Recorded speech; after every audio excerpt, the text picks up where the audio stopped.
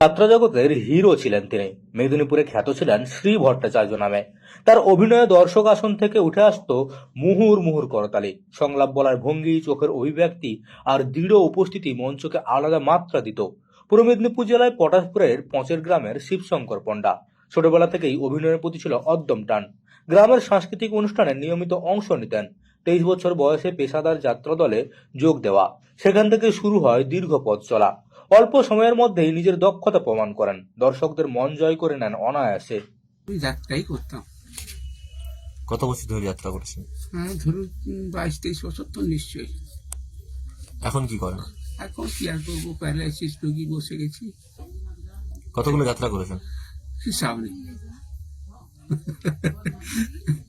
কোথায় কোথায় যাত্রা করেছেন? গোটা পাড়ার যেখানে মেদিনীপুর ডিস্ট্রিক্টে শিব ভট্টাচার্য, কেন বলতো শিব ভট্টাচার্য বলে? আমাকে শিবশঙ্কর পণ্ডিতের নামটা এটা হলে ডাকতো না, সে ভট্টাচার্য আসছে, সে শিব ভট্টাচার্য ডাকতো এইভাবে। যে এখানে যে কুমার দিয়েছে, তবে নবরঞ্জিতে ছিলাম বছর 6 বোধ হয়। যাত্রা